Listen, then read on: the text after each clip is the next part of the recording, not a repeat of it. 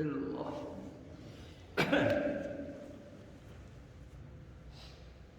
الحمدللہ الحمدللہ رب العالمین والعاقبۃ للمتقین والصلاة والسلام علی رحمۃ للعالمین وعلى آله وأصحابه وأولياء أمته أجمعين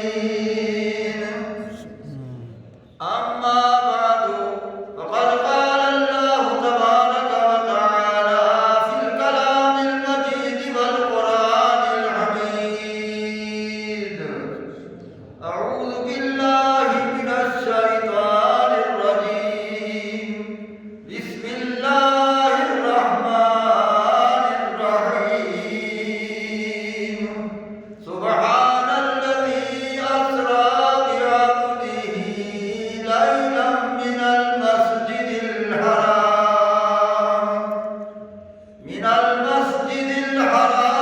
إلى المسجد الأقصى الذي باركنا حوله لنريه من آياتنا إنه هو السميع البصير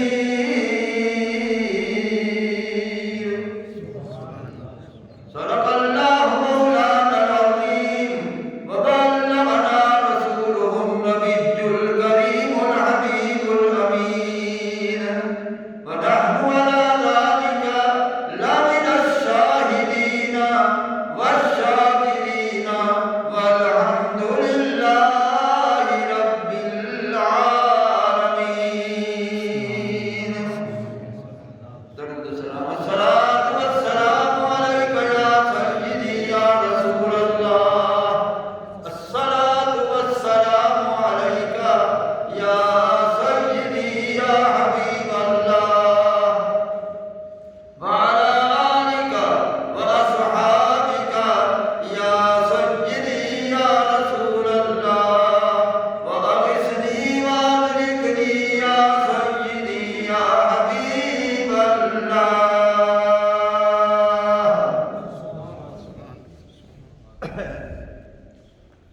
محترم حضرات گرامی، یہ رجب شریف کا مہینہ ہے۔ ذکر معراج نبی صلی اللہ تعالیٰ علیہ وآلہ وبارک وسلم کا یہ مہینہ ہے۔ اسی مناسبت کے پیش نظر میں نے سورہ بنی اسرائیل کی ابتدائی آیات کریمہ تلاوت کی ہیں۔ اللہ تعالیٰ نے فرمایا سبحان، پاک ہے ہر عیب سے، پاک ہے ہر نقص سے، پاک ہے کل عیب سے، پاک ہے کل نقائص سے، پاک ہے ہر عجز سے، پاک ہے عاجز ہونے سے، پاک ہے ہر نقص و نقائص سے، پاک ہے تمام عیوب سے۔ یہ سبحان کا ترجمہ ہے۔ اور یاد رکھیں کہ جو صفات خدا ہیں وہی صفات مصطفیٰ ہیں۔ اللہ تعالیٰ ہر عیب سے پاک ہے، تو اس کا آئینہ ذات یعنی رسول اللہ صلی اللہ علیہ وسلم کی ذات گرامی بھی ہر عیب سے پاک ہے۔ اللہ تعالیٰ ہر نقص سے پاک ہے، تو اس کا آئینہ یعنی رسول اللہ صلی اللہ علیہ وسلم ہر نقص سے پاک ہے۔ اللہ تعالیٰ تمام عیوب سے پاک ہے، تو رسول اللہ صلی اللہ علیہ وسلم بھی تمام عیوب سے پاک ہے۔ اللہ تعالیٰ تمام نقائص سے پاک ہے، تو رسول اللہ صلی اللہ علیہ وسلم بھی تمام نقائص سے پاک ہے۔ اب میں بتاتا ہوں چند نقائص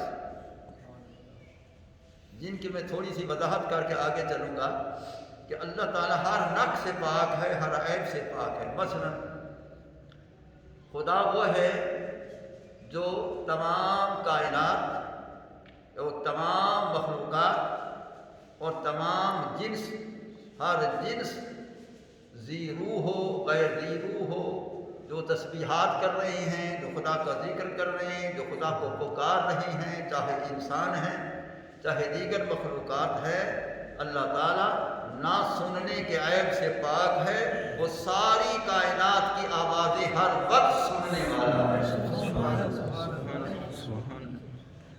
اور یہی صفت میرے مصطفیٰ کریم علیہ السلام کی ہے کہ تمام کائنات اور تمام مخلوقات ہر جنس، ذی روح ہو غیر ذی روح ہو، انسان ہوں جو بھی ہوں، جو بھی رسول اللہ صلی اللہ علیہ وسلم کو پکارے تو رسول اللہ صلی اللہ علیہ وسلم سب کی آواز کو سننے والے ہیں۔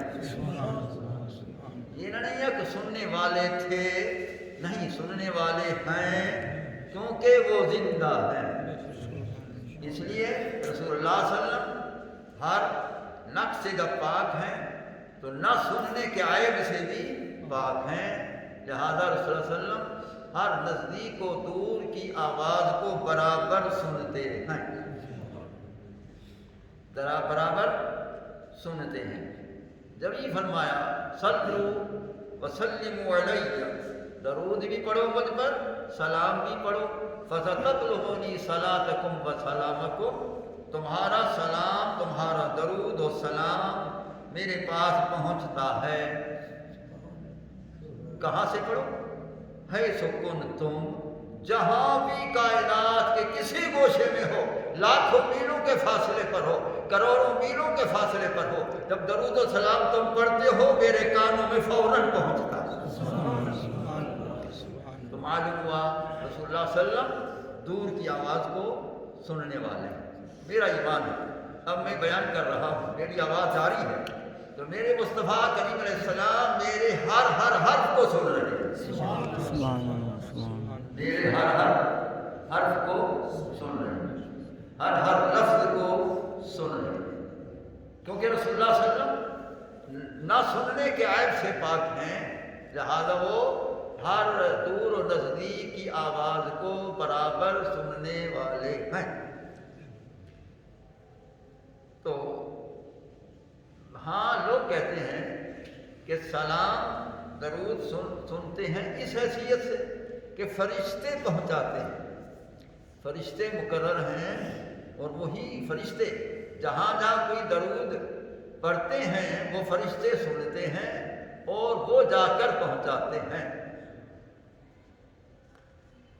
یہ کہا جاتا ہے۔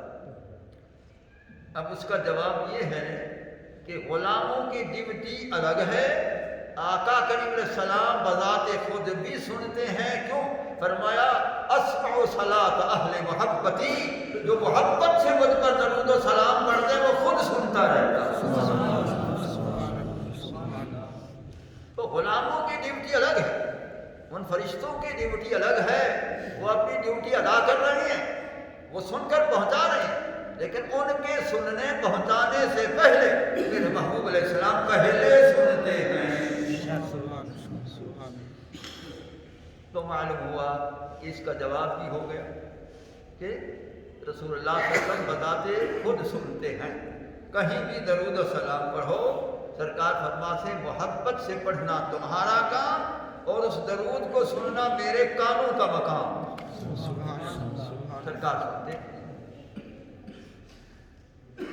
تو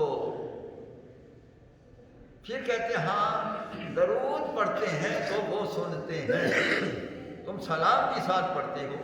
میں نے کہا اس کی دو وجہ ہیں، ایک تو اللہ تعالیٰ نے قرآن میں درود کا حکم بھی فرمایا، سلام پڑھنے کا حکم بھی فرمایا، صلو علیہ وسلموا تسلیما، میرے محبوب پر درود بھی پڑھو سلام بھی پڑھو، دونوں حکم خدا ہیں، ہم سنی سن اللہ کے دونوں حکم پر ایمان رکھتے ہیں، لہذا ہم درود بھی پڑھتے ہیں سلام بھی پڑھتے ہیں۔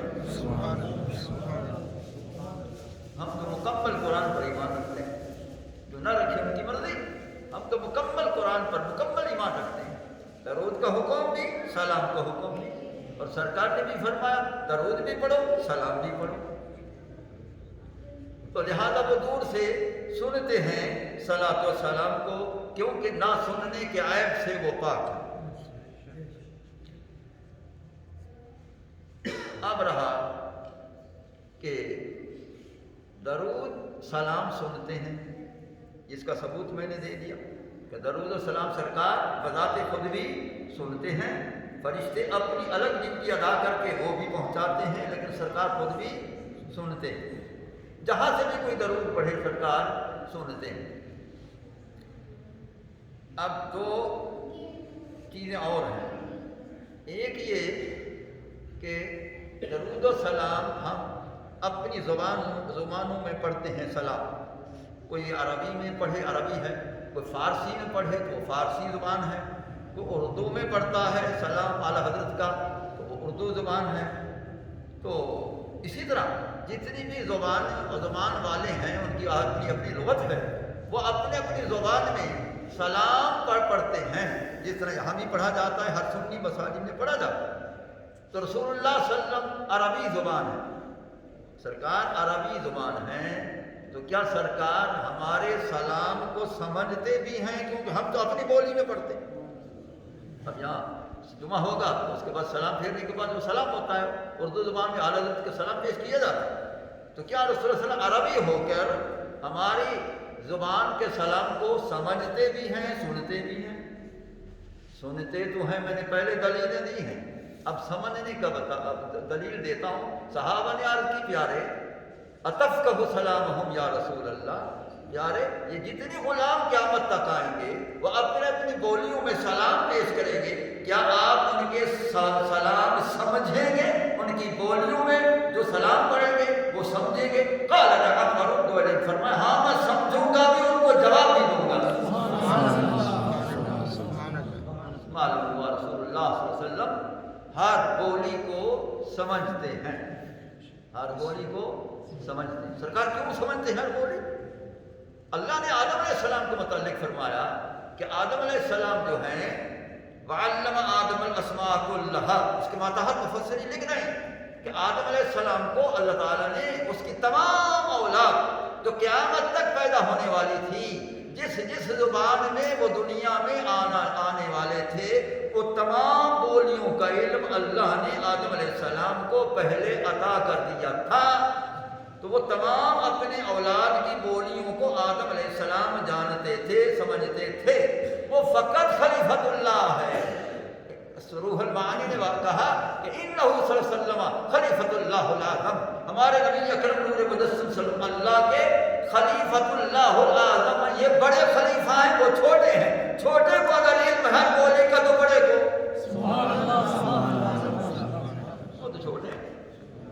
آدم علیہ السلام سرکار سے چھوٹے، یعنی شان میں بھی چھوٹے، اور خلیفۃ اللہ ضرور ہیں، لیکن سرکار خلیفۃ اللہ الاعظم، ان سے سب سے بڑے خلیفہ اللہ تعالیٰ کے سرکار۔ خلیفہ کے معنی یہ نہ سمجھے پیروں کے خلیفے ہوتے ہیں، یہ نہیں ہے۔ خلیفہ کے معنی النائب، جو نائب ہو۔ اللہ فرماتا ہے میرا نائب آدم علیہ السلام بھی ہے، جو اس کا بولنا وہ میرا بولنا، جو اس کا کرنا وہ میرا کرنا، جو اس کا ارادہ وہ میرا ارادہ، وہ جو اس کی کلام وہ میری کلام، جو اس کی قدرت وہ میری قدرت۔ یہ تو خلیفۃ اللہ کی شان ہے، تو خلیفۃ اللہ الاعظم کی تو کہیں بڑی شان ہے۔ اس بنا پر رسول اللہ صلی اللہ علیہ وسلم ہر بولی جانتے ہیں، ہر بولی جانتے ہیں۔ یہی وجہ ہے کہ جب حضرت کس نے حضرت سعادی رحمۃ اللہ علیہ نے جس وقت یہ ربائی پیش کی تھی، بلغ العلا بکمالہ کشف الدجی بجمالہ حسنت جمیع خصالہ صلوا علیہ وآلہ، جب انہوں نے یہ اپنی ربائی پیش کی، اس کا کیا معنی ہے؟ بلغ العلا بکمالہ، پیارے آپ کل بلندیوں کی بلندیوں پر اپنے کمال سے پہنچے ہیں، کسی اور کے کمال کے ساتھ آپ نہیں پہنچے، آپ اپنے کمال سے پہنچے ہیں۔ یہ نہ جبریل کا نام ہے، نہ دیگر فرشتے جو ساتھ تھے، نہ ان کا نام، کسی کا نام نہیں۔ اس لیے پیارے آپ اپنے کمال سے اپنی بلندیوں پر پہنچے ہیں۔ بلغ العلا بکمالہ، اپنے کمال سے آپ بلندیوں تک پہنچے ہیں۔ کشفت الدجی بجمالہ، جب آپ دنیا میں ظہور فرمایا، آپ کی ولادت و سعادت ہوئی، تو جتنی کفر کے اندھیرے تھے سب گئے، روشنی آ گئی، اپنے جمال سے روشنی عطا فرما دی۔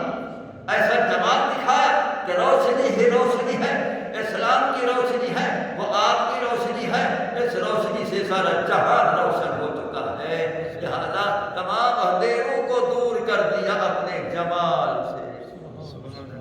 حسنت جمیع خصالہ، رسول اللہ صلی اللہ علیہ وسلم کی تمام عادات مبارکہ سب سے اچھی ہیں، آپ کی تمام عادات مبارکہ سب سے اچھی ہیں، آپ کے خصائل حمیدہ سب سے اچھے ہیں، آپ کے صفات حسنہ سب سے اچھے ہیں۔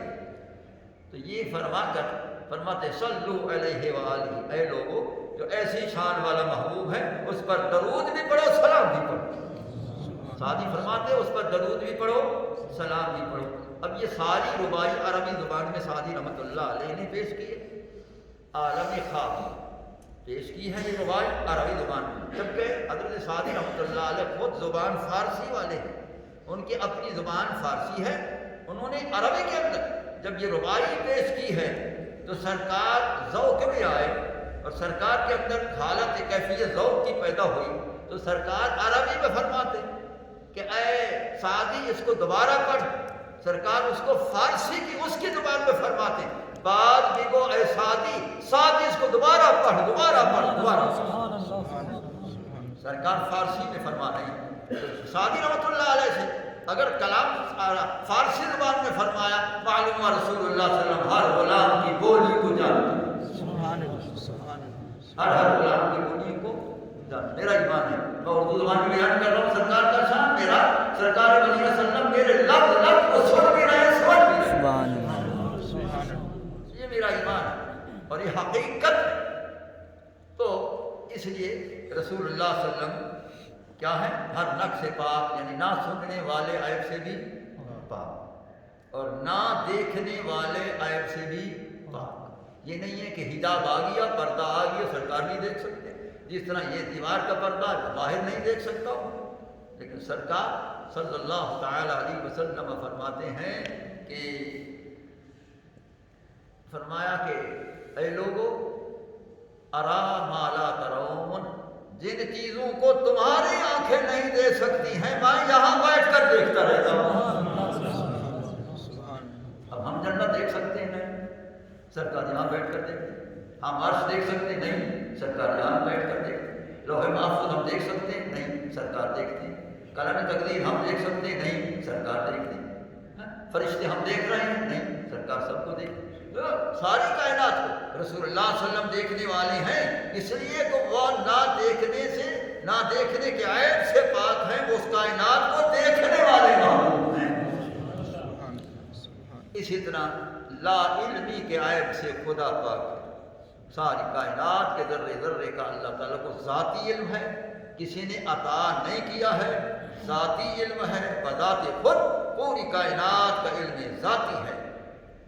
تو اسی طرح رسول اللہ صلی اللہ علیہ وسلم بھی لا علم کے عیب سے پاک ہیں، اللہ تعالیٰ نے تمام کائنات کے ذرہ ذرہ ہر شے کا تفصیلی علم عطا کر دیا ہے، عطا کرنے والے نے عطا کر دیا، لینے والے نے لے لیا، ہم ماننے والوں نے مان لیا،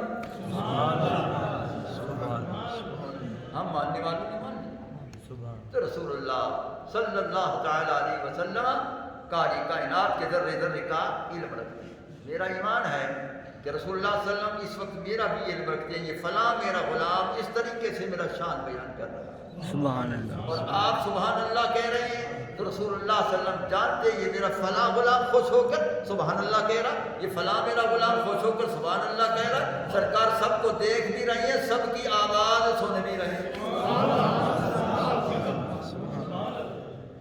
اور میں نے اپنی تقریر میں کبھی نہیں کہا سبحان اللہ کہو تو میں چلوں گا، سبحان اللہ کہو تو میں آگے چلوں گا، کئی مقررین کہتے بڑے بڑے، میں نے کبھی نہیں کہا، کیونکہ دل سے جو بات نکلتی ہے اثر رکھتی ہے، سبحان اللہ، بے شک بے شک، پر نہیں طاقت برآب مگر رکھتی ہے، اس لیے جو دل سے بات نکلے تو وہ سبحان اللہ خود بخود کہنا ہوگا، خود بخود کہنا ہوگا۔ ایسا ہے کہ کیونکہ ہم کون سے شراب عشق کو نوش کیا ہے، شراب عشق میں نوشم بگیر دے یار میں گردم، بلکہ حضور فرید پاک فرماتے ہیں کہ پی کر فریدی جام تو تی رند مست مدام تو یہ ہنی ودارک گام تو وہوا کری ساری خلق، آپ خود وہوا کرتے ہیں، میں نہیں جو ہیں وہ تمام کائنات کے ذرے ذرے کا علم رکھتے ہیں، تو ذرہ ذرہ میں ادنا ذرہ میں بھی ہوں اور ذرے ذرے آپ بھی ہیں۔ سبحان اللہ، سبحان اللہ۔ ادنا ذرہ میں بھی ہوں اور ذرے ذرے آپ بھی ہیں۔ تو سرکار کا ہر ذرے کا علم ہے، اس لیے آپ جتنے بیٹھے ہیں آپ سب کا علم ہے، کائنات کی پوری تفصیلات کے ذرے ذرے کا علم ہے، کیونکہ وہ لا علم نہیں ہے، کیونکہ لا علم ہونا عیب ہے، لا علم ہونا نقص ہے۔ اللہ تعالیٰ لا علم نہیں ہے، ذاتی علم والا ہے، اس کا آئینہ ذات بھی عطائی علم والا ہے، نہ ادھر نقص ہے نہ ادھر نقص ہے، نہ ادھر لا علم ہے نہ ادھر لا علم ہے، وہ بھی علم والا یہ بھی علم والا، ہم سب ماننے والے۔ سبحان اللہ، سبحان اللہ، سبحان اللہ۔ اچھا قصہ مختصر، اب اسی طرح میں اس سبحان پر بیان کرتا رہوں تو باقی مضمون رہ جائے گا۔ اچھا اللہ تعالیٰ فرماتے ہیں سبحان الذی، پاک ہے وہ ذات، یہ کیوں نہیں کہا سبحان اللہ اسرا، پاک ہے اللہ جس نے سیر کرائی، یہ کیوں نہیں فرمایا سبحان الخالق اسرا، پاک ہے خالق جس نے سیر کرائی، یہ کیوں نہیں فرمایا سبحان الرحمن اسرا، پاک ہے رحمان جس نے سیر کرائی، کوئی کسی صفت کا نام بھی نہیں لیا، اپنی کسی صفت کا بھی نام نہ لیا، اپنی ذات کا بھی نام نہ لیا، الذی فرما کر الذی میں اپنے کو چھپایا، اس کی وجہ کیا؟ یہ سمجھ آتا؟ تو اللہ تعالیٰ یوں بھی نہیں فرمایا سبحان الرازق اسرا بعبدہ، پاک ہے رازق جس نے اپنے عبد کو سیر کرا، نہیں فرمایا، کسی صفت کا بھی اظہار نہیں، اپنے حقیقی اس میں ذات کا بھی اظہار نہیں، الذی فرمایا، الذی کے معنی ذات، تو الذی فرما کر اپنے آپ کو الذی کے پردے میں چھپایا، اس کی وجہ کیا؟ اسی طرح آگے دیکھیں اسرا بعبدہ، سیر کرائی اپنے عبد مقدس کو، یوں نہیں فرمایا اسرا بنبیہ، اپنے نبی کو سیر کرائی، نہیں فرمایا اسرا برسولہ، اپنے رسول کو سیر کرائی، نہیں فرمایا اسرا بحبیبہ، اپنے حبیب کو سیر کرائی، نہیں فرمایا، یہ کیوں فرمایا اسرا بعبدہ، محبوب کو عبدہ ہی میں چھپایا، اپنے آپ کو الذی میں چھپایا، اس کی وجہ کیا؟ سبحان اللہ، کیا بات ہے، سبحان اللہ، ادھر آ رہا ہے؟ ہاں کیا کہا؟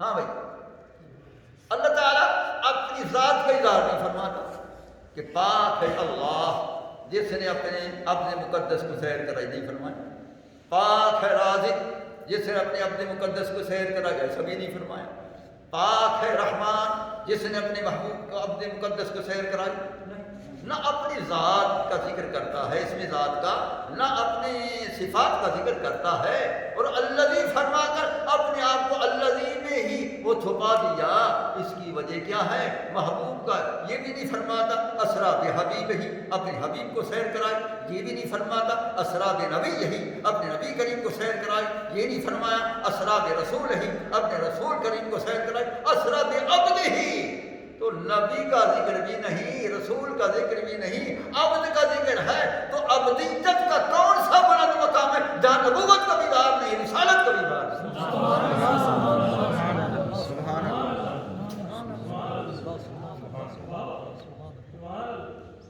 اب بغور سنا کہ یہ وجہ کیا؟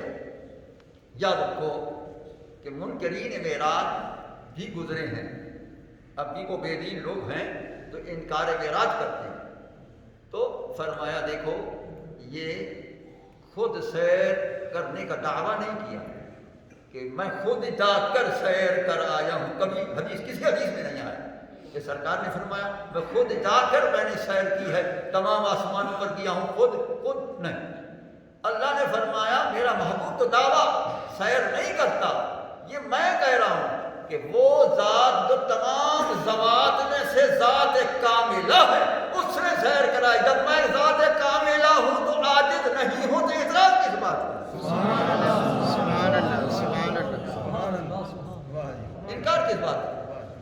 جب الذی ذات کاملہ میری ہے تو الذی کے معنی فقط ذات وہ ہر ایک پر ہے، لیکن اللہ تعالیٰ اس ذات میں سے تو کاملہ ذات کاملہ ہے، وہ اللہ کی ذات ہے۔ تو فرمایا جب میں ذات کاملہ ہوں، میں ذات کاملہ ہو کر میں نے سیر کرائی ہے تو کامل میں نقص نہیں ہوتا، تو میرے محبوب کے معراج میں اعتراض نہیں ہوتا۔ اعتراض کرنے والے تم خود گمراہ ہو چکے ہو، میرا محبوب خود دعویٰ معراج نہیں کیا، میں نے معراج کیا ہے، کس نے؟ جو ذات کاملہ ہے۔ سبحان اللہ سبحان اللہ سبحان اللہ سبحان اللہ۔ اس لیے اپنے آپ کو الذی کے پردے میں چھپایا۔ یہ سمجھا؟ آگے فرمایا اسرا، اس ذات پاک نے سیر کرائی ہے، سیر کرائی ہے۔ اسرا اسرا سے، اسرا کے معنی عربی میں ہے زمین پر چلنا، زمین پر سیر کرنا۔ تو اسرا اس نے سیر کرائی، یعنی زمین پر اس نے سیر کرائی ہے، کسی اور نے سیر کرائی نہیں ہے۔ جبکہ جبریل بھی ساتھ ہے، میکائیل بھی ساتھ ہے، اسرافیل بھی ساتھ ہے، 70,000 فرشتے ساتھ ہیں، دائیں بائیں آگے تمام فرشتے ساتھ، کسی کا نام ہی نہیں، کسی کا نام نہیں۔ براق لے جانے والا اس کا نام بھی نہیں۔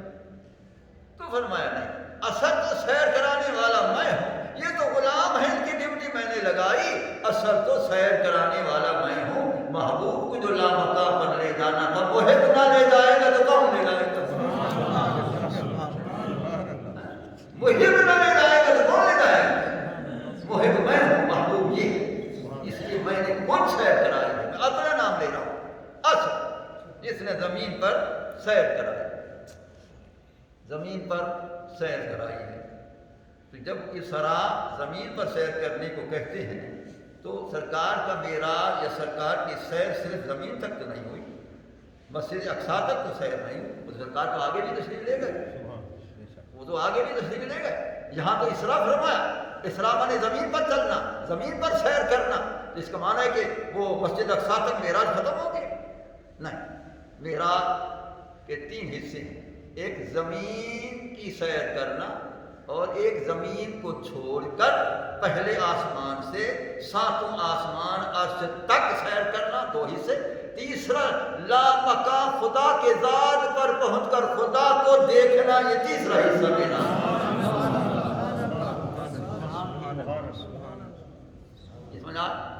تینوں حصے اللہ تعالیٰ نے اس سورہ بنی اسرائیل کی عنایت میں 3 حصے بیان فرمائے ہیں۔ یہ لوگوں کو علم نہیں ہے کہ وہ 3 حصے کہاں بیان ہوتے ہیں، اسی آیات میں جو میں نے تلاوت کی ہے، انہی آیات میں 3 حصے معراج کے بیان ہیں۔ اللہ نے فرمایا الذی اسرا، جس نے زمین پر سیر کرائی، یہ پہلا حصہ۔ پھر آگے بتاؤں گا کہ دوسرا حصہ کس آیت میں ہے، تیسرا حصہ کس آیت میں۔ سنو بھائی، اسرا سیر کرائے، سوال ہوتا تھا کس کو سیر کرائے، یہ تو فرمایا سیر کرائے، سوال پیدا کس کو سیر کرائے، جواب دیا بے عبد ہی، اپنے عبد مقدس کو، اپنے عبد مقدس کو، اپنے عبد خاص کو۔ یہ نہیں فرمایا اسرا بعبد، کسی بندے کو سیر کرائے، نہیں، اسرا بعبد ہی، جو اس کا اپنا عبد مقدس، اپنا خاص الخاص ہے، اس کو سیر کرائے۔ جو خاص الخاص اس کا عبد مقدس ہے، اس کو سیر کرائے۔ علامہ اقبال نے فرمایا کہ ایک عبد ہوتا، ایک عبد ہی ہوتا۔ وہ کہتا عبد اور عبد ہی میں کیا فرق ہے، یا عبد ہی ہے، تو وہ کہتا عبد دیگر، عبد ہو چیزیں دیگر، عبد اور چیز ہے، عبد ہو اور چیز ہے۔ کیا کہتا ہے، کون سی؟ عبد دیگر، عبد ہو چیزیں دیگر، ما سراپا انتظار و منتظر۔ کیونکہ جو عبد ہوتا ہے وہ مولا کا منتظر ہوتا ہے، جو عبد ہی ہوتا ہے مولا اس کا منتظر۔ سبحان اللہ سبحان اللہ سبحان اللہ، نعرہ تکبیر، اللہ نعرہ رسالت، یا رسول اللہ، نعرہ حیدری، سبحان اللہ سبحان اللہ سبحان اللہ، ادھر آیا کچھ؟ سبحان اللہ سبحان اللہ سبحان اللہ۔ علامہ اقبال نے بہترین تشریح کی، عبد دیگر، عبد ہو چیزیں دیگر، ما سراپا انتظار و منتظر۔ اب وہ ہے جو مولا کی انتظار میں، اور عبد ہی وہ ہے کہ مولا جس کی انتظار میں۔ ایسا ہے کہ نہیں؟ اسی طرح بعض حضرات نے کلیم اور حبیب میں فرق کیا، کلیم اور حبیب میں فرق کیا۔ کلیم جو کوہ طور پر اللہ سے کلام کرنے والے موسیٰ علیہ السلام وہ ہیں کلیم، سرکار ہیں حبیب۔ تو کہتے فمل فرق بین الکلیم والحبیب، حبیب اور کلیم میں فرق کیا ہے؟ اب فرق سنو، الکلیم یعمل برضاء مولا والحبیب یعمل مولا برضا۔ کلیم وہ ہے جو مولا کی رضا پر راضی رہے، حبیب وہ ہے مولا جس کی رضا پر سبحان اللہ سبحان اللہ سبحان اللہ، کیا بات ہے، سبحان اللہ سبحان اللہ سبحان اللہ سبحان اللہ۔ دیکھا فمل فرق بین الکلیم والحبیب، کلیم اور حبیب میں کیا فرق ہے؟ فرما کلیم اور حبیب میں یہ فرق ہے کہ الکلیم یعمل برضاء مولا، کلیم وہ ہے جو مولا کی رضا پر راضی ہے، جو تیری رضا میں حاضر، جو تیری رضا میں حاضر۔ والحبیب یعمل مولا برضا، حبیب وہ ہے کہ مولا جس کی رضا پر راضی رہے، جب تک تو راضی نہیں ہوگا میں راضی کر سکتا۔ سبحان اللہ وَلَسَوْفَ يُعْطِيكَ رَبُّكَ فَتَرْضَىٰ، جب تک تو راضی نہیں ہوگا میں راضی کرتا رہوں گا۔ اب پتہ ہے سرکار کب راضی ہوں گے؟ پتہ ہے آپ سرکار کب راضی ہوں؟ سرکار فرماتے یاد رکھ میں کبھی راضی نہیں ہوں گا اگر میرا ایک امتی بھی دوزخ میں رہا۔ دیکھا تو پھر اب کلیم اور حبیب میں فرق سمجھ لیا کہ کلیم وہ ہے جو مولا کی رضا پر راضی ہے، اور حبیب وہ ہے کہ مولا جس کی رضا کا طلبگار ہے، جس کی رضا پر مولا راضی ہے۔ ایک اور فرق بھی ہے، الکلیم یاتی الی طور سینا ثم ینادی والحبیب یعمل ولا ینام ولا فراشی فیاتی بہ جبرائیل۔ کلیم وہ ہے جو سفر کر کے بلندی پہاڑوں پر چڑھ کر وہ ادھر کوہ طور پر چڑھ کر جا کر وہاں سفر کر کے رب سے ہم کلام ہو۔ حبیب وہ ہے وہ بستر استراحت پر آرام فرما ہے بیت اللہ شریف میں، اور اللہ جبریل کو بھیجتا ہے میرے محبوب کو بیدار بھی کر میرے پاس تو لے آ۔ سبحان اللہ ٹھیک ہے، لہذا یہ کلیم اور حبیب میں فرق ہے۔ کس سے مختصر کہ عبد اور عبد ہی میں فرق، کہ عبد وہ ہے کہ جو مولا کی رضا، جو مولا کے منتظر ہے، اے اللہ جو تیرا حکم میں حاضر، جو تیرا حکم میں حاضر۔ اور حبیب وہ ہے کہ مولا جس کی انتظار کرے، محبوب دیر نہ کر جلدی آ، جبریل جا جلدی آ، دیر نہ کرنا میرا، جلدی آ۔ ایسا ہے کہ قاصد میٹھا مصرا نسا بنل منال میں بن دیا، رک پہ اٹھی سرکار کو رحم بلائے میں بن دیا، جلدی جا جلدی لیا۔ تو یہ کیا ہے؟ سرکار منتظر ہے، یعنی انتظار کیے ہوئے، اللہ منتظر ہے۔ خدا جس کا منتظر ہو تو وہ حبیب ہوتا ہے۔ یہ سمجھا؟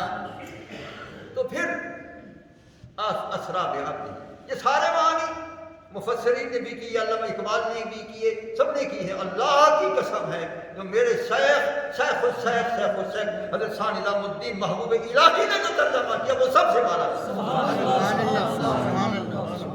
وہ سب سے بالا تر، وہاں کوئی پہنچا ہی نہیں، نہ علامہ اقبال پہنچا، نہ کوئی پہنچا۔ جو حضور شاہ نظام الدین دہلوی محبوب الہی، جو اللہ کا محبوب، شیخ نے فرمایا بتاؤ نظام الدین محب بننا چاہتے ہو یا محبوب؟ معلوم شیخ جب جوش رحمت میں آئیں تو وہ جو چاہیں وہ بنا سکتے ہیں۔ عرض کے حضور میں کچھ جواب نہیں دے سکتا، اجازت ہو میں اپنی والدہ صاحبہ وہاں کی خدمت میں حاضر ہوتا ہوں، وہاں سے پوچھ کر ابھی آتا ہوں۔ پھر جاؤ، وہ تشریف لے گئے۔ کس سے مختصر اس راستے میں ایک مجذوب بیٹھا تھا، اس نے کہا کہاں جا رہے؟ کہ حضرت نے اس طرح فرمایا والدہ کے پاس جا رہا، فرمایا واپسی پر ادھر سے ہی آنا۔ کہا ٹھیک ہے، وہاں گئے۔ امی صاحبہ فرمائیں کہ حضرت آپ جوش رحمت میں، وہ فرماتے محب بننا چاہتے ہو یا محبوب؟ فرمایا بیٹا ان سے کہو محب میں نہیں بن سکتا، مجھے محبوب بنا۔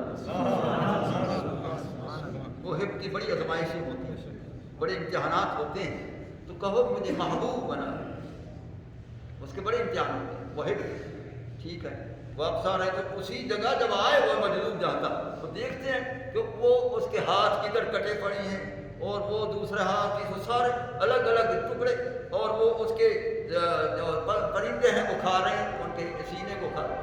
آواز آئی اس کے کرنگے سے کہ اگر محب بنتا تو تیرا بھی یہ حال ہوتا جو میرا ہو.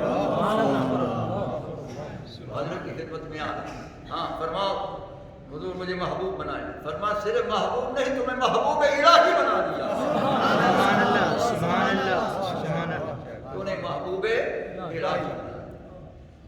تو حضور شاہ نظام الدین دہلوی رحمۃ اللہ علیہ میرے سلسلہ عالیہ چشتیہ کے وہ چشتیہ نظامیہ سلسلے کے وہ سربراہ چشتہ بہشت، کیونکہ یہ دو حصے ہیں. حضور گنج شکر رحمۃ اللہ علیہ نے کہ دو خلیفے دو حصے، یعنی ایک چشتی صابری ہیں وہ حضرت علاء الدین صابری کلیری رحمۃ اللہ علیہ، اور دوسرے چشتی نظامی ہے وہ شاہ نظام الدین دہلوی رحمۃ اللہ علیہ کے ساتھ وابستہ ہیں. ہم انہیں سے وابستہ ہیں. تو انہوں نے فرمایا مجھ سے تو پوچھو کہ اب دہی کس کو کہتے ہیں. تم بتا دو. سبحان اللہ سبحان اللہ. اب اولیاء کی بات سنو، علماء کی بات سن لی، علامہ اقبال کی بات سن لی، مفسرین کی بات سن لی. حضور شاہ نظام الدین دہلوی رحمۃ اللہ علیہ فرماتے ہیں کہ یہاں کسی اور صفت کا ذکر نہ کیا گیا، کسی اور مقام کو بیان نہ کیا گیا. مقام عبدیت کو اللہ نے بیان فرمایا کہ اسریٰ بعبدہ، ہم نے اپنے عبد خاص کو یہ سیر کرائی ہے، معراج کروایا ہے. تو فرماتے مقام عبدیت یہ ہے کہ صفات عبد صفات اللہ میں گم ہو جائیں اور ذات عبد ذات اللہ میں گم ہو جائے. جب یہ گم ہو جائے تو وہ نظر آ جائے. سبحان اللہ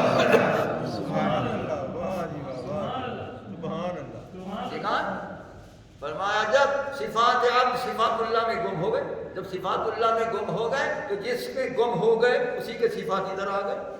ذات اللہ میں گم ہو گئے، جس ذات میں گم ہو گئے وہ ذات اس شکل میں نظر آتی ہے. اگر بے صورت میں نظر آئے تو مالک ہے. جتنا سرکار نے فرمایا رأیت ربی فی احسن صورت ہے، میں نے اپنے رب کو حسین و جمیل صورت میں دیکھا. معلوم ہے بے صورت میں بھی نظر آتا ہے. لہذا جب یہ اس میں گم ہو جاتا ہے وہ اس کی صورت میں وہ نظر آتا ہے. لہذا جب شاہ نظام الدین کو اس مقام کے بعد دیکھتے ہیں یا رسول اللہ صلی اللہ علیہ وسلم کے اس مقام کے بعد دیکھتے ہیں تو پھر وہ ہی بے صورت اس صورت میں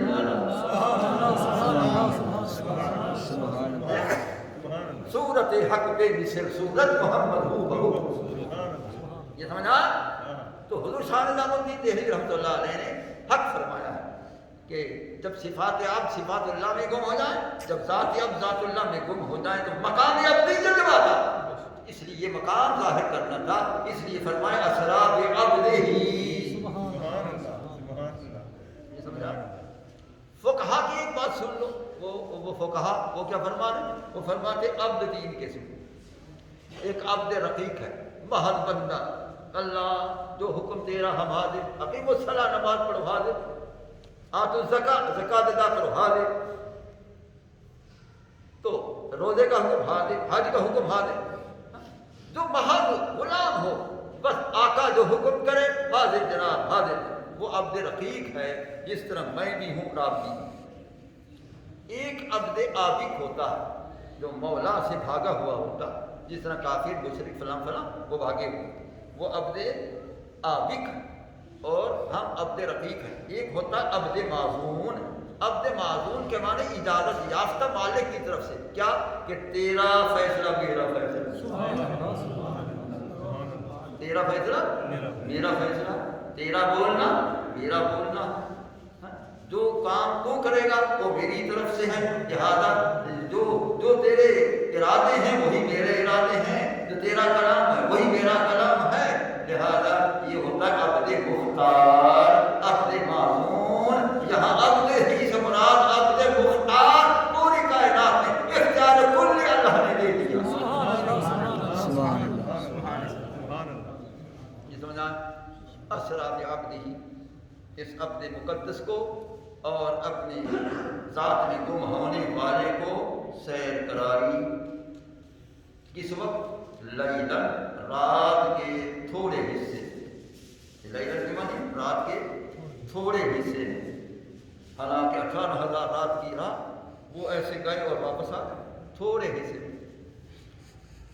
اچھا رات کو سیر کرا تو سوال پیدا ہوتا ہے کہ یہ معراج دن کو کیوں نہیں ہوا؟ معراج شریف دن کو کیوں نہیں ہوا؟ یہ رات کو معراج کیوں کرایا گیا؟ رات کا انتخاب معراج کے لیے کیوں ہوا؟ سبحان اللہ سبحان اللہ۔ آج تک کسی نے نہ بتایا، آج تک کسی نے نہ بتایا نا، صرف وہ ترجمہ کر کے چلے جاتے ہیں، رات کو سیر کرائی، بس رات کو سیر کرائی۔ بھائی رات کو کیوں سیر کرائی؟ دن کو کون سی رکاوٹ تھی؟ دن میں تو روشنی بھی ہوتی ہے، یہ رات کو کیوں؟ اس شاک نے جواب دیا ہے کہ اللیل ستر للعاشقین، کہ رات تو ہے یہ عاشقوں کے لیے حجاب ہے، پردہ ہے۔ محبوب آ جا دنیا والا کوئی نہ دیکھے، میں دیکھوں تجھے، تو دیکھ مجھے۔ سبحان اللہ سبحان اللیل ستر للعاشقین، رات تو ہے عاشقوں کے لیے حجاب ہے، پردہ، چھپ چھپا، لہذا کوئی نہ دیکھے، بس آ جا آ جا آ جا آ جا، کوئی نہ دیکھے، آ جا۔ اس لیے رات منتخب ہے۔ اور تھوڑے حصے میں یہ تھوڑا حصہ کیوں ہے؟ تاکہ اللہ تعالیٰ کی قدرت ظاہر ہو کہ قادر قیوم وہ ہے جو ذرہ سی دیر میں وہ اتنا لمبا سفر طے بھی کرا دیتا ہے، زیارت کر کے واپس بھی پہنچا دیتا ہے۔ اس لیے لیلت رات کے تھوڑے حصے۔ من المسجد الحرام، مسجد حرام سے شروع ہوا معراج، مسجد حرام سے۔ یہ مسجد کے ساتھ حرام کی قید کیوں ہے؟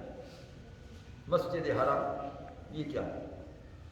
اب یہ مسجد ہے، اس کو مسجد حرام نہیں کہتے۔ کوئی مسجد ہے اس کو مسجد شریف کہیں گے، مسجد حرام نہیں۔ یہ سمجھا؟ کوئی بھی مسجد ہے وہ مسجد ہے، مسجد حرام نہیں۔ اس بیت اللہ کو مسجد حرام فرمایا گا، من المسجد الحرام، مسجد حرام سے معراج شروع ہوا ہے۔ ارے بھائی حرام کے معنی وہ نہیں ہے جو عام لوگوں نے سمجھے ہیں، حرام کے معنی ہے تعظیم، عزت والی جگہ کی مسجد سے وہ لے لیا ہے۔ ساری مسجدوں کی عزت ایک طرف، بیت اللہ کی عزت ایک طرف۔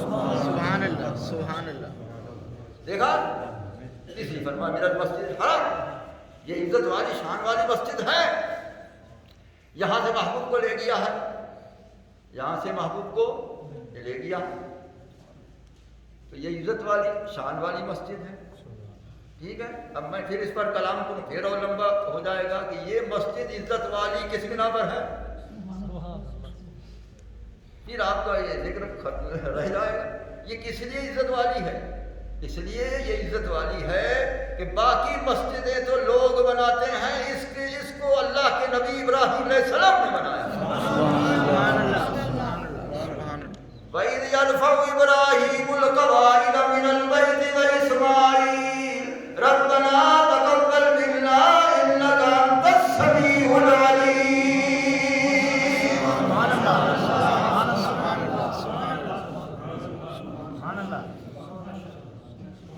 دیکھا تو اللہ کے نبی ابراہیم علیہ السلام رسول اللہ علیہ وسلم کے جد اعلیٰ، انہوں نے اس کو تعمیر فرمایا، جبل کعبہ بھی وہاں ہے۔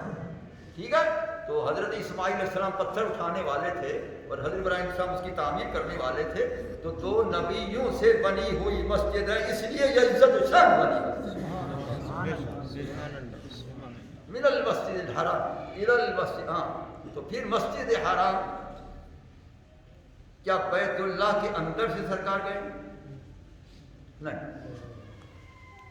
کس جگہ سے گئے؟ بعض کہہ رہے ہیں کہ حضرت ام ہانی کا گھر تھا تو وہیں سے سرکار کو معراج شروع ہوا، جہاں اب باب عمر ہے مکہ شریف میں، یہاں حضرت ام ہانی کا گھر تھا، تو یہاں سے سرکار کو لے گئے جبرائیل علیہ السلام۔ ایک تو یہ آیا ہے، اور صحیح یہ ہے کہ بے شک وہ سرکار وہاں تھے، جبرائیل علیہ السلام وہاں سے آپ کو اٹھا کر، یعنی آپ آرام وہاں سے اٹھا کر یہ جو حتیم کعبہ ہے، اس میں جبریل لے گیا کہ پیارے یہ حتیم کعبہ ہے، یہاں سیدھے سو جائیں اور میں شق صدر کروں گا، آپ سے قلب انور کو نکال کر پھر میں عرض کروں گا کہ اس کی شان کیا ہے۔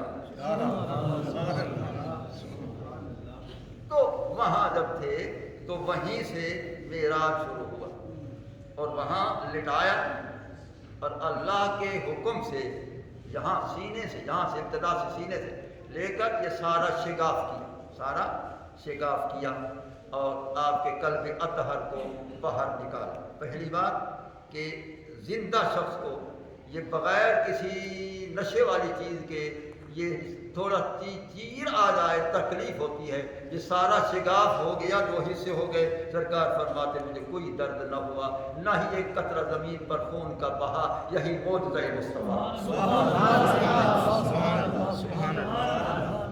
یہ معجزہ مصطفیٰ اور یہ نور مصطفیٰ کی بھی دلیل ہے کہ اگر بشریت فقط ہوتی تو خون کیوں نہیں بہا ہے؟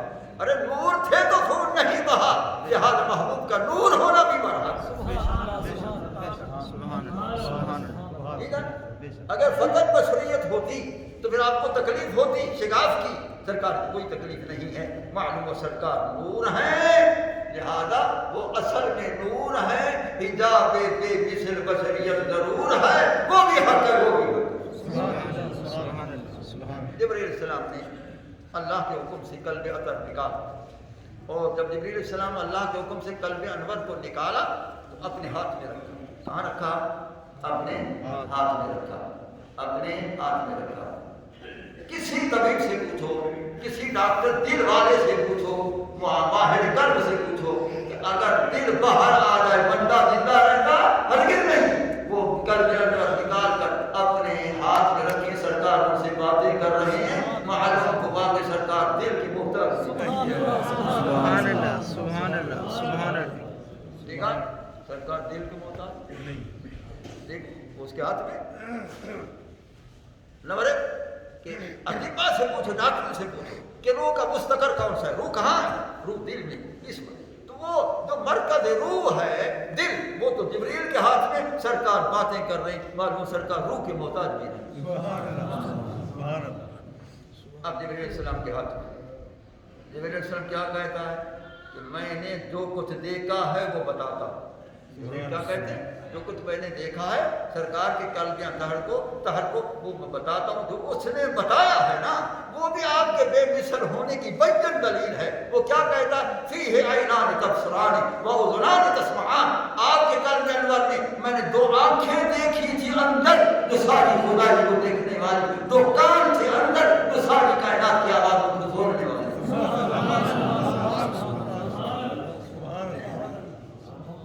جبریل خود بتا رہا، بتاؤ کسی کے دل میں آنکھیں ہیں؟ نہیں۔ کسی کے دل میں کان ہے؟ نہیں۔ تو جبریل السلام دیکھ کر تو کہہ رہے معلومہ اس حیثیت سے بھی سرکار بے مثلو بے مثال، ایسا ہے نا زمین، اس حیثیت سے بے مثلو بے مثال۔ اب قلب اطہر ان کے ہاتھ میں ہے اور وہاں پھر دو کام کیے، جبریل نے دو کام کیے۔ کیا کیا؟ پہلے تو ایک عرض کیا کہ یا رسول اللہ صلی اللہ علیہ وسلم ھذا حظک الشیطان۔ وہ آپ کے قلب انور کے اندر ایک کالے رنگ کا خون کا لوثڑا تھا، کالے رنگ کا۔ عرض کی کہ پیارے یہ شیطان کے اثر کرنے کی جگہ ہے۔ دوسرے لوگ یہاں گمراہ ہو گئے تو انہوں نے کہا دیکھو صلی اللہ علیہ وسلم کے اندر یہ کالا لوتھڑا تھا اور یہ شیطان کے اثر کی جگہ۔ تو سرکار ہم جیسے نہیں تو کس جیسے؟ ہمارے اندر بھی وہی ہے، ہر کسی کے اندر بھی وہی ہے، ہر کسی کے اندر بھی وہی ہے۔ ہم جیسے نہیں تو کیسے؟ یہاں بھول گئے، بھٹک گئے، گمراہ ہو گئے۔ میں سچ کہہ رہا ہوں، جس وقت میں نے یہ حدیث پڑھی تھی سب چند طالب علم کے دور میں، استاد سیکولر رحمۃ اللہ علیہ کے رحمت فرمائے، بڑا سمجھایا اس حدیث کو۔ میرا سوال یہ تھا حضرت جو نور ہے اس کے اندر کالا لوتھڑا کیسے؟ جو نور ہے اس کے اندر کالا لوتھڑا کیسے؟ نمبر ایک۔ نمبر دو، جو نور ہے بے عیب ہے اس کے اندر شیطان کے اثر کرنے کی جگہ کیسے؟ استاد سے قبلہ بہت سمجھاتے رہے لیکن میری تسلی نہ، میں نے سبق بند کر دیا۔ 3 दिन मैंने सबक बंद कर दिया, जब तक तसल्ली नहीं होगी मैं आगे चलता ही नहीं। वारसी के को पता चला, वरना बेटा क्यों सबक बंद कर दिया? मैं हजरत ये हदीस आप हल कर बताएं। काला लोथड़ा सरकार के अंदर शैतान के हिस्से असर करने का हिस्सा रसूलुल्लाह, ये क्या है? आपने फरमाया कि फलां साहिब इस हदीस को नहीं मानते थे, तो याद इस हदीस को छोड़ दे। मैंने कहा नहीं हजरत, कल मैं सबक पढ़ाऊँ तो दूसरे मजहब वाला आकर बैठे कि फलां साहिब का जो कौल पेश कर रहे हो वो मोतबर है, ये हदीस रसूलुल्लाह मोतबर है, फिर मैं क्या करूँ? आप चुप हो गए। इत्तेफाकन एक आलिम आ गए मेहमान बनकर, मैंने उनसे कहा कि भाई ये हदीस शरीफ है, ये इसका इश्काल है, ये हल होना चाहिए। उन्होंने कहा आपके पास फलां अरबी किताब है? मैंने कहा हाँ, वारसी अरब मदीना शरीफ से ले आए थे, नसीब और रियाज इमाम खफाजी की। पर मैं सुबह उठकर बाबुल मेराज उसका पढ़ लेना, ये सब कुछ उसमें है, कोई इश्काल भी ना रहेगा। मैंने अल्हम्दुलिल्लाह, वो चले गए। मैंने वो नसीब और रियाज खोली, अल्लाह उस पर रहमतें नाज़िल फरमाए, ऐसी वजाहत की कि कोई इश्काल रह हाँ, वो मैं बताता हूँ आपको, सुनो भाई, कान खोल कर सुनो। तो वो लिख रहा है कि भाई ये जो दम असवद है, दम असवद के माने ये काले रंग का खून का लोथड़ा, वो कहते ये आज़ा में से एक उज़्व है। जिस तरह बाहर के आज़ा हैं, हाथ हैं, कान हैं, नाक है, आँखें हैं, ये पाँव, ये बाहर के आज़ा, इसी तरह अंदर भी आज़ा है, जिसका नाम दिल भी है, जिसका नाम फेफड़ा भी है, जिसका नाम जिगर भी है, जिस तरह बेदा भी है, इसी तरह वो भी एक है। अगर उसको अल्लाह पैदा ना करता जो हर बशर के अंदर पैदा किया है, फिर मोहतरम ये भी एतराज़ करते कि इस जिहाद से तो आपकी खिलकत नाक़िसा है, इसलिए उसको पैदा कर दिया। अब वो कहता है कि उसका निकालना ज़रूरी था, क्योंकि शैतान का तसव्वुर ही नहीं वहाँ पे असर कर सके, फिर वो ज़ायदा ज़रूरत है। उसने बेहतरीन मिसाल दी कि नाखून अगर पैदा ना हो तो कहते हैं कि ये किस तरह इसके नाखून ही नहीं है, फिर भी एतराज़। और अगर बढ़ जाए हद से उसको काटना ज़रूरी है। बाल ना पैदा हो तो फिर कहते ये कैसे बाल ही नहीं है, अगर बाल हद से दाढ़ी के बढ़ जाऊँ उसको काटना ज़रूरी। फरमाया जो ज़ायदा ज़रूरत उसका काटना ज़रूरी। ये अब ज़ायदा ज़रूरत थी कि हिस्सा पर असर नहीं हो सकता था, इसलिए अल्लाह ने फरमाया अब ये ज़ायदा ज़रूरत जबरील जा इसको निकाल दे। पैदा करना इसलिए ज़रूरी था कि ताकि ये एतराज़ ना हो कि एक जिहद से ही खिलकत नाक़िसा है, अब ज़ायदा ज़रूरत है इसको निकाल दे। याद इस जिहद में भी कोई एतराज़ नहीं, उस जिहद में भी कोई सुभान अल्लाह, सुभान अल्लाह, सुभान अल्लाह, बेशक सुभान।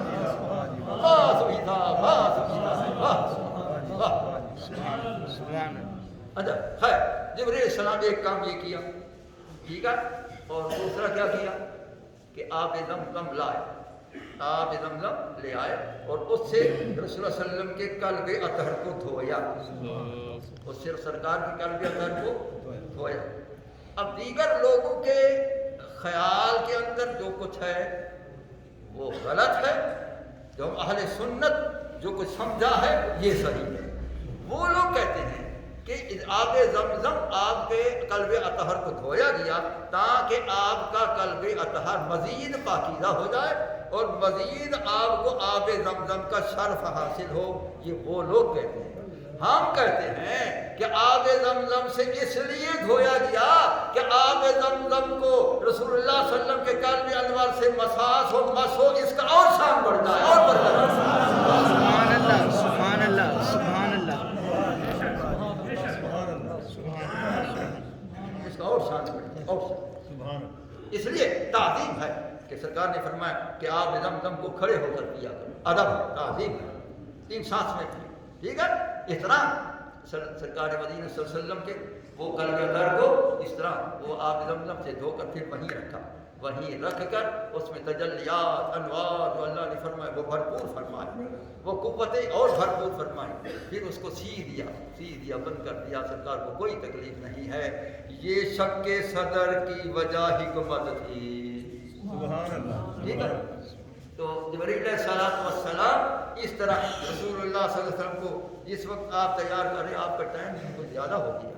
अच्छा एक बात करके ख़त्म, क्या कि जब रसूलुल्लाह सल्लल्लाहु अलैहि वसल्लम को इस तरह तैयार करके बुराक पेश किया गया कि सरकार जब बुराक पर बैठे तो परवार करने लगा बुराक।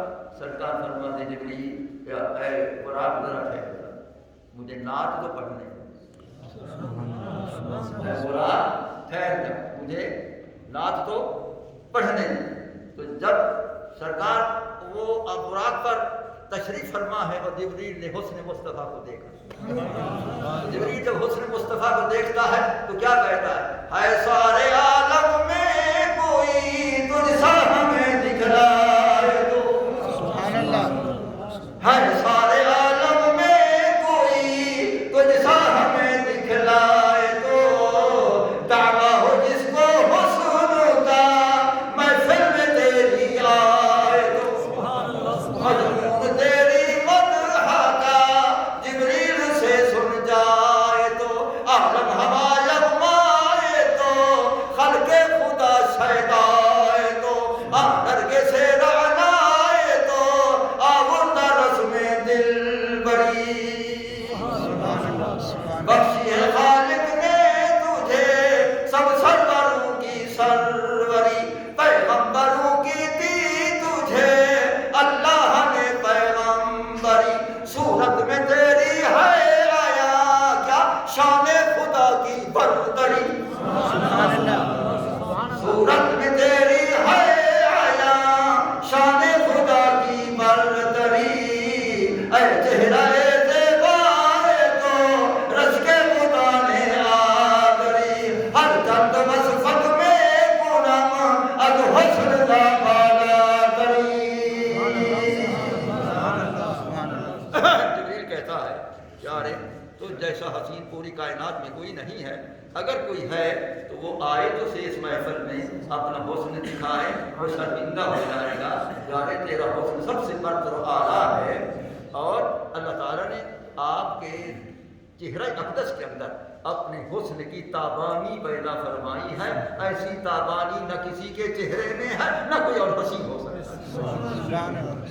جبریل السلام یہ نعت پیش کر کے اس کے بعد عرض کرتے ہیں کہ پیارے آپ پرواز براق کریں، میری ڈیوٹی قبول فرمائیں، کیا کہ میں آپ کے رکیب کو آپ کے قدموں پر ہاتھ رکھتے ہوئے ساتھ چلا جاؤں، بس یہاں تک میں نے بیان کیا ہے، 2:45 ہو چکے ہیں، تو اس لیے یہاں میں چھوڑ رہا ہوں، زندگی باقی ملاقات باقی، آگے پھر میں بیان کروں گا کہ پہلے آسمان پر کیسے پہنچے، اور مسجد اقصی میں پہلے نماز نفل پڑھا کر انبیاء علیہ السلام کو کیوں پڑھائی، اس کی وجہ کیا تھی، انبیاء علیہ السلام وہاں کیوں جمع ہوئے تھے، اس کی وجہ کیا تھی، اس کی حکمت کیا تھی، پھر اس کو چھوڑ کر پہلے آسمان سے سفر کس طرح فرمایا، بڑے تفصیلی معراج شریف ہے، انشاءاللہ اس مہینے میں بیان ہوتا رہے گا۔